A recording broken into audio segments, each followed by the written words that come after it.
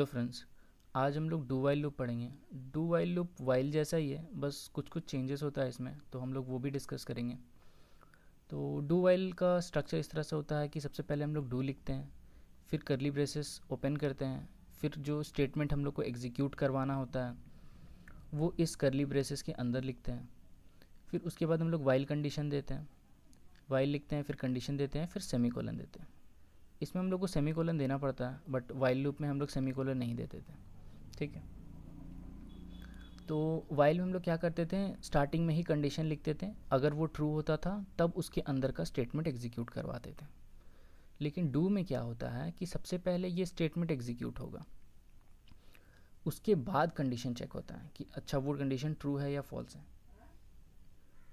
तो इसका मतलब ये हुआ कि कम से कम एक बार तो ये डू चलेगा ही चलेगा, क्योंकि यहाँ पे तो कोई कंडीशन चेक नहीं है। तो ये यहाँ पे आएगा, ये एक स्टेटमेंट एग्जीक्यूट करेगा, उसके बाद कंडीशन चेक करेगा। जब वो कंडीशन चेक करेगा और देखेगा कि अच्छा ये कंडीशन फॉल्स होता है तो यहाँ से बाहर आ जाएगा। लेकिन अगर ट्रू होगा, मान लो यहाँ पे कंडीशन, तो क्या करेगा, ये वापस से यहाँ जाएगा डू के पास, फिर से ये सारा स्टेटमेंट एग्जीक्यूट होगा, फिर वाइल के पास आएगा, फिर कंडीशन चेक करेगा, फिर से ट्रू होता है तो फिर इस तरह से एग्जीक्यूट करेगा। तो ये प्रोसेस होते रहेगा।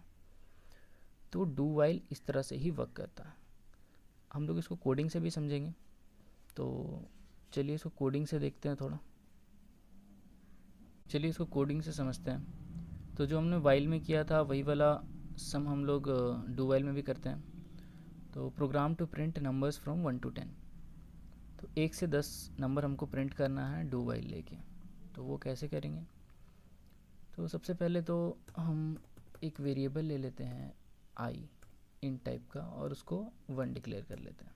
ठीक है, अब क्लियर स्क्रीन लिखेंगे, उसके बाद हम लोग डू वाइल लूप अपना चालू करते हैं। ठीक है, तो डू के अंदर जो भी हमको करवाना होगा स्टेटमेंट एग्जीक्यूट, उसको हम लिखेंगे। तो फॉर एग्जांपल मेरे को प्रिंट करवाना है प्रिंट एफ लिखते हैं, %d दे देते हैं और आई प्रिंट कर देते हैं। ठीक है, और यहाँ पे बीच में स्लैश एन भी ले लेते हैं ताकि हम लोग का हर एक आउटपुट नेक्स्ट लाइन पे आए। और यहाँ पे i को 1 से इंक्रीमेंट कर देते हैं, i equal to i plus 1। ठीक है, इसके बाद क्या था वाइल का, डू वाइल का सिंटैक्स। यहाँ पे हम लोग वाइल लिखते थे और कंडीशन देते थे। कंडीशन किस हिसाब से देंगे कि हम लोग को कितना तक प्रिंट कराना है। तो 10 तक कराना है तो हम लोग i को चेक करते हैं, जब तक वो 10 से छोटा या 10 के बराबर ना हो तब तक वो चलता रहे। जैसे ही वो 10 से ग्रेटर होगा तो ये फॉल्स हो जाएगा, मतलब i का वैल्यू अगर 10 से ज़्यादा होगा तो ऑब्वियसली ये कंडीशन फॉल्स होगा और इसके नेक्स्ट लाइन पे आ जाएगा। तो नेक्स्ट लाइन पे हम लोग एक printf दे देते हैं चेक करने के लिए कि हम लोग का ये कब आ रहा है, और इसके अंदर हम लोग डन लिख देते हैं। ठीक है, गेट ch लिख दिया। चलिए अब इसको हम लोग कंपाइल और रन करके देखते हैं कि हमारा आउटपुट आ क्या रहा। कंपाइल कर लिया और रन करते हैं, तो देखिए हमारा आउटपुट आ रहा है 1 2 3 4 5 6 7 8 9 10 डन। अच्छा, अभी जैसे मैंने आपको अभी बोला था कि अगर ये कंडीशन फॉल्स भी होता है तो भी कम से कम एक बार ये एग्जीक्यूट करेगा डू वाइल। तो इस कंडीशन को फॉल्स कर देते हैं, यानी कि i less than equals to 0। ठीक है, i का वैल्यू तो यहाँ हमने 1 लिया है इंट में, तो ये कंडीशन तो फॉल्स रहेगा कि 1 तो 0 से छोटा नहीं है, ना ही उसके बराबर है।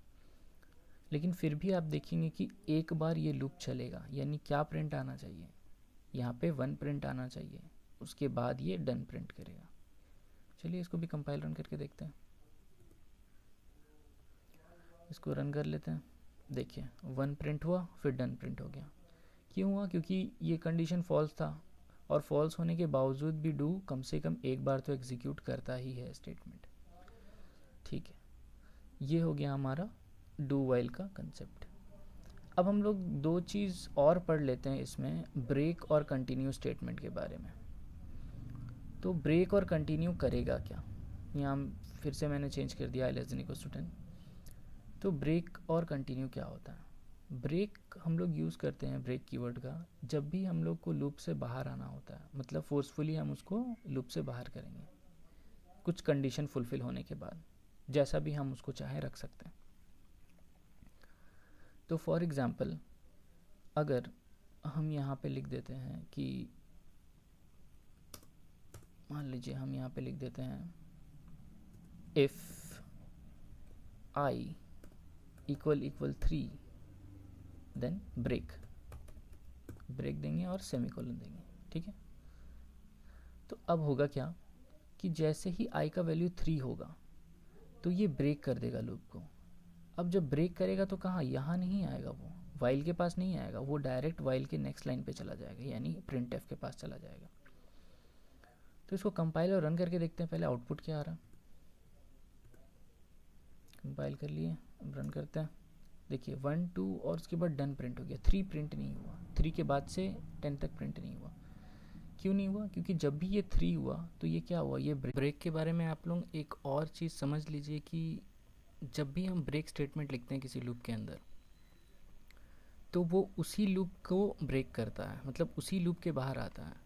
फॉर एग्ज़ाम्पल अगर ये लूप किसी और लूप के अंदर होता, यानी कि नेस्टेड होता, तो क्या होता कि सारे लूप से बाहर नहीं आ जाता। ये चीज़ कंटिन्यू के साथ भी है, कंटिन्यू स्टेटमेंट के साथ भी है।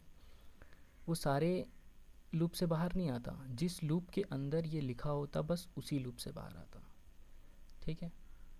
तो ये ब्रेक स्टेट। आइए हम लोग कंटिन्यू स्टेटमेंट देखते हैं कि कंटिन्यू स्टेटमेंट कैसे यूज़ करना है। सबसे पहले इसको हम लोग हटा देते हैं और यहाँ पे लूप के जस्ट बाद हम लोग कंटिन्यू लिखते हैं। If i equal 3 then continue keyword लिखेंगे। तो कंटिन्यू कीवर्ड करता क्या है, कंटिन्यू कीवर्ड जब भी उसको ये मिलेगा वो डायरेक्ट कंडीशन के पास भेज देगा, मतलब यहाँ पे भेज देगा बाकी जो भी उसके बाद का लाइन होगा उसको एग्जीक्यूट नहीं होने देगा, ठीक है। तो हम लोग इस तरह से चाहते हैं अभी कि जब भी 3 आए तो हम 3 प्रिंट नहीं करना चाहते हैं, तो इसीलिए इसको यहाँ पे लिखें, ठीक है। और प्रिंटिंग उसके बाद वाला नंबर होता रहे। लेकिन यहाँ पे एक दिक्कत ये आएगा कि जब ये आई का वैल्यू 3 होगा तो यहाँ पे आएगा कंडीशन चेक करेगा, ठीक है। जब ये कंडीशन चेक करेगा तो फिर यहाँ पे क्या होगा, 3 इक्वल 3, फिर कंटिन्यू कर देगा तो फिर यहाँ आएगा, फिर से कंडीशन चेक करेगा, फिर यहाँ 3 ही रह जाएगा भाई आई का वैल्यू, मतलब कि आई तो इंक्रीमेंट हो ही नहीं रहा है। तो हम चाहते हैं कि एक बार कंटिन्यू हो, उसके बाद आई इंक्रीमेंट हो, फिर उसके बाद का वैल्यू प्रिंट करें। तो सबसे पहले तो इसको मुझे यहाँ से हटाना होगा, हम इसको यहाँ लिख देते हैं I equal to i plus 1, ठीक है। तो इससे होगा क्या, इससे ये होगा कि जब भी ये 3 होगा तो ये कंटिन्यू कर देगा मतलब यहाँ आ जाएगा, ठीक है। कंडीशन चेक करेगा, अगर कंडीशन फुलफिल होता है तो फिर से यहाँ ऊपर आएगा, फिर आई को इंक्रीमेंट करेगा। अब आई को इंक्रीमेंट करेगा तो आई का वैल्यू 4 हो जाएगा, तो ये कंडीशन तो ट्रू होगा नहीं, मतलब वो अब इसके बाद से एग्जीक्यूशन चालू रखेगा, ठीक है। इसको एक बार कंपाइल रन करके देखते हैं, फिर कुछ चेंजेस होगा तो हम लोग करेंगे, ठीक है। क्योंकि एक चीज़ है जो इसमें चेंजेस आएगा, देखो 2 के बाद 3 नहीं प्रिंट हुआ, 4 5 6 7 8 9 10 11, ठीक है। यहाँ 1 प्रिंट नहीं हुआ और 11 प्रिंट हो गया, वो क्यों हुआ? तो क्योंकि हमने यहाँ आई का वैल्यू 1 लिखा है और जैसे ही लूप में घुस रहा है उसको हम इंक्रीमेंट कर दे रहे हैं, मतलब आई का वैल्यू 2 हो जा रहा है प्रिंट करने से पहले, ठीक है।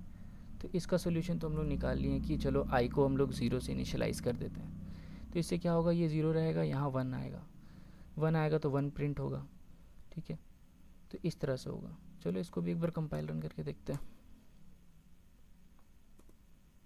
देखो 1 2 हुआ, 3 नहीं हुआ प्रिंट, क्योंकि 3 पे हमने कंटिन्यू किया था, बट 11 तक जा रहा है और हम चाहते हैं 10 तक ही प्रिंट हो। तो हम क्या करेंगे, सिंपली यहाँ लेस देन 10 कर देंगे, मतलब इक्वल टू 10 तक नहीं चलाएंगे, ठीक है। कंपाइल करते हैं, रन करते हैं, देखो 1 2 4 5 6 7 8 9 10, उसके बाद डन प्रिंट हुआ, ठीक है। तो हम लोग कंडीशन अपने हिसाब से सेट कर सकते हैं, जैसा भी क्राइटेरिया हो, और कंटिन्यू को बहुत तरीके से यूज़ कर सकते हैं। यहाँ पे मैंने बस एक एग्जांपल के तौर पे दिखाया, और ब्रेक को भी एक एग्जांपल के तौर पे दिखाया। आगे अगर हम लोग को जैसा जैसा ज़रूरत पड़ेगा हम उसको यूज़ करते जाएंगे। ठीक है, आज के लिए इतना ही और मिलते हैं नेक्स्ट लेक्चर में। तब तक लाइक और सब्सक्राइब ज़रूर करिएगा। चलिए मिलते हैं नेक्स्ट लेक्चर में।